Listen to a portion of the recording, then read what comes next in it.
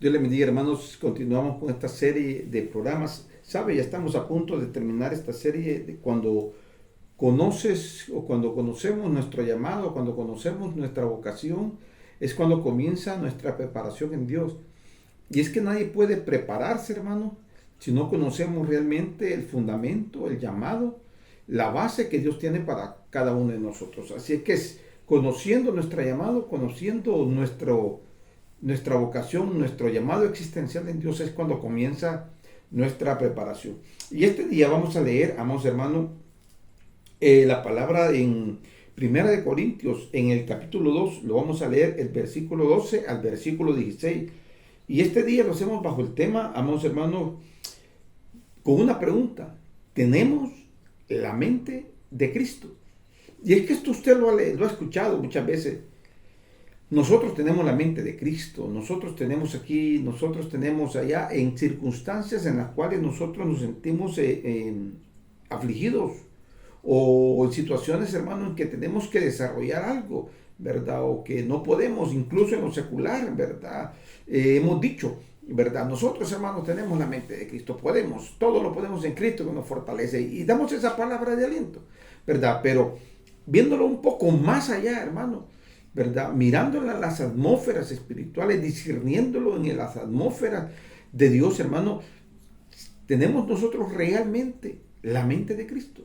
Porque la palabra de Dios dice en 1 Corintios 2, en el versículo 12, en esta versión Dios habla hoy, dice, y nosotros no hemos recibido el espíritu del mundo, sino el espíritu que viene de Dios, para que entendamos.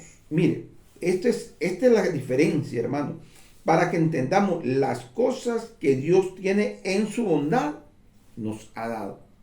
Para que podamos entender las cosas que Dios en su bondad nos ha dado. Versículo 13 dice, hablamos de las cosas con palabras que el Espíritu de Dios nos ha enseñado y no con las palabras que hayamos aprendido de nuestra propia sabiduría. Así explicamos, dice, las cosas espirituales con términos espirituales.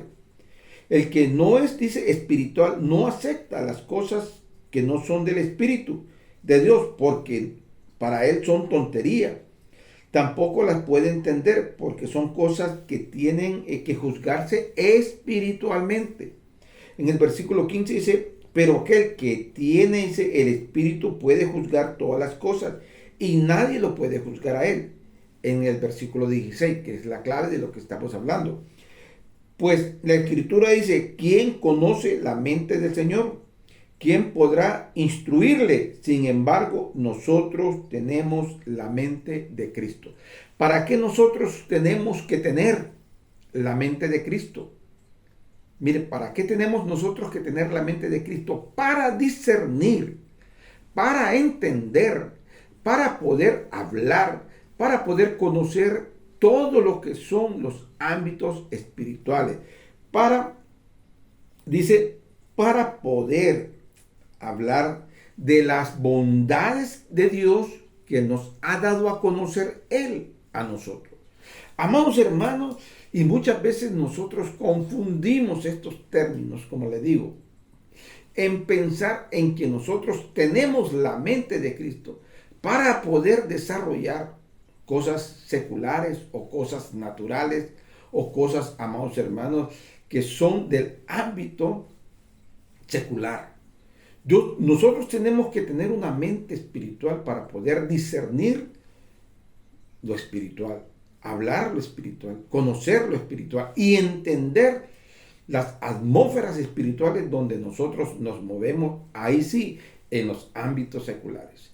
¿Sabe, hermano? Esto es como aquel hombre o aquella mujer que se alimenta, hermano, que come un trozo de carne, pero que juntamente con él come fruta, come verduras, come legumbres, ambos hermanos toma jugo, toma leche, ¿verdad? Ese hombre se alimenta.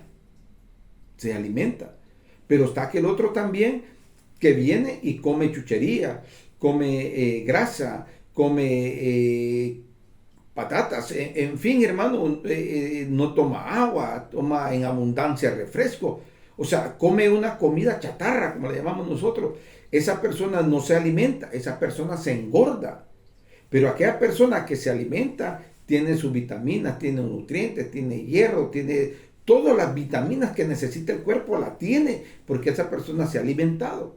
Pero aquella persona que se ha engordado y que tiene un sobrepeso, muchas veces esa persona tiene anemia, esa persona le falta el hierro, esa persona, hermano, lo que tiene son problemas de circulación, alta tensión, baja tensión, en fin, ¿por qué? Porque no se ha alimentado, sino que se ha engordado. Muchas veces nosotros, hablándolo esto en términos espirituales, tenemos conocimiento, pero no tenemos revelación. Tenemos que conocemos la Biblia de Génesis, Apocalipsis y sabemos incluso los versos, los versículos, los capítulos, pero no tenemos a la hora de aplicarlo la dimensión espiritual de poder entender y discernir lo que está sucediendo en ese momento, en esa circunstancia, en ese lugar, en los ámbitos espirituales. Un ejemplo, muchas veces somos tremendos para atacar al hombre o a la mujer que cayó en adulterio, pero no entendemos que la lucha de ese hombre no fue en ese momento que cayó. La lucha de ese hombre o de esa mujer vino desde tiempos anteriores. Estuvo luchando mucho tiempo atrás. ¿Por qué, hermano? Porque la caída no es de hoy, no es de un momento a otro. No, es un proceso en el que se van abriendo puertas. Y nosotros, en vez de orar para que Dios pueda levantarlo por su gracia, por su misericordia, lo juzgamos. Juzgamos aún a nuestras propias familias, juzgamos. Hermano, dice la palabra del Señor que nuestra lucha no es contra carne ni contra sangre, sino contra espíritu, huestes de maldad. Amados hermanos, nosotros tenemos que entender esas atmósferas espirituales. Cuando usted llega a un lugar, a una casa, hermano, usted va a discernir si es que anda el Espíritu de Dios en usted fluyendo, si sus armas espirituales las tiene ejercitadas, porque una pistola o un rifle mojoso, lleno de moho, lleno de óxido, no le va a funcionar como aquel que está aceitado, que lo ha cuidado. Lo mismo son las atmósferas espirituales. Si andamos el Espíritu de Dios en flor de piel, como decimos, hermanos, si andamos con Él, si andamos pidiéndole dirección, aún al llegar a un lugar, a una casa, a un trabajo, vamos a leer, vamos a entender las atmósferas espirituales. ¿Sabe? Mi esposa siempre en sus oraciones dice que pueda leer donde no hay letra, que pueda hablar donde no hay palabras, que pueda escuchar donde hay silencio. Pero ¿sabe por qué, hermano? Porque esas son las atmósferas espirituales donde usted va a leer algo en los ámbitos espirituales donde nadie le ha dicho ni escrito nada. Entonces, nosotros tenemos la mente de Cristo. Vamos, hermano, usted hágase la pregunta, ¿verdad? ¿Realmente usted tiene la mente de Cristo? ¿Tengo yo realmente la mente de Cristo? Porque la mente de Cristo para eso es. Por eso usted va a entender, aún con cristianos o personas que van a una iglesia, ¿verdad?